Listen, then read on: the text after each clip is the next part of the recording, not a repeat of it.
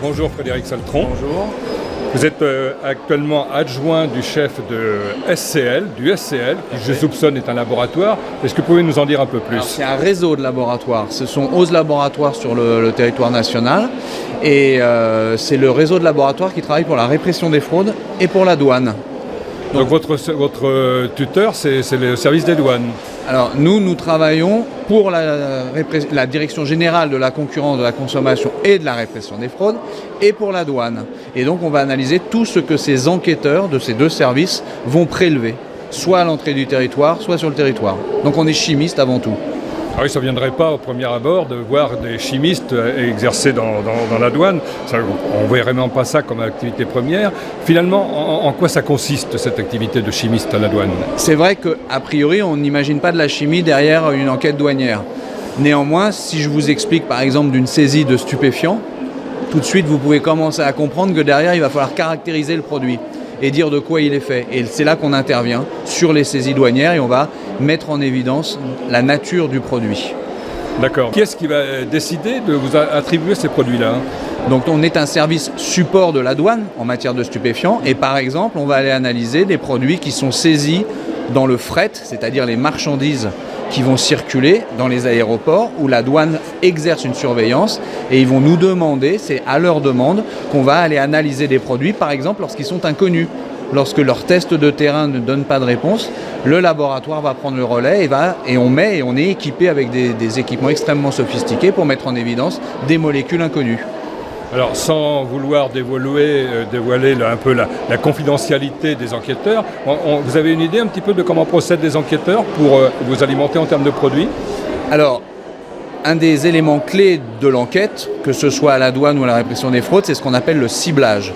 C'est la connaissance des produits, c'est la connaissance des filières, c'est la connaissance des circulations qui permet d'affiner et de faire les prélèvements les plus pertinents possibles et de mener les enquêtes de façon les plus approfondies et efficaces possible.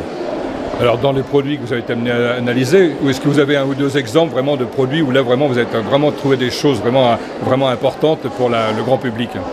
Alors quelque chose que le grand public ne connaît pas nécessairement, c'est la gestion des crises. C'est un élément extrêmement important puisque nous sommes laboratoire d'État, nous sommes fonctionnaires de Bercy mais chimistes. Et en cas de gestion de crise, l'analyse en laboratoire doit être extrêmement rapide et efficace. Très récemment, nous avons travaillé sur l'affaire des faux steaks hachés. Il fallait être en capacité de démontrer que la qualité de ces steaks hachés n'y était pas et que c'était à retirer du marché.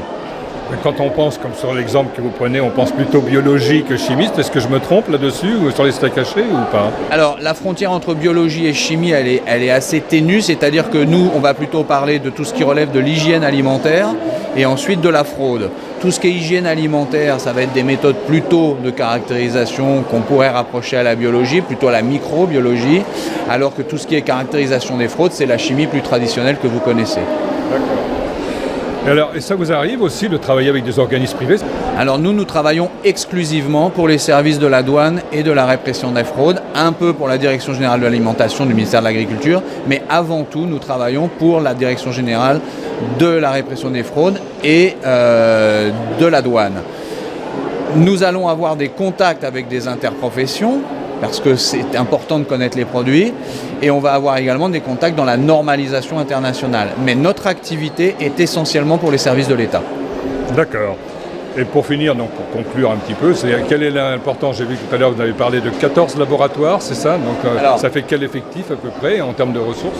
Sur le service commun des laboratoires, ce sont 9 laboratoires plus 2 laboratoires ultramarins.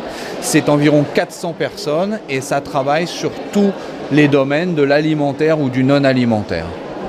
Et ces laboratoires sont dispersés dans toute la France ou sont concentrés en région parisienne comme c'est un peu le cas en général? Alors non, nous avons un maillage, nous avons un laboratoire aux Antilles à La Réunion et ensuite nous avons un laboratoire à Lille, Strasbourg, Lyon, Marseille, Montpellier, Le Havre, Lille et Rennes et Bordeaux.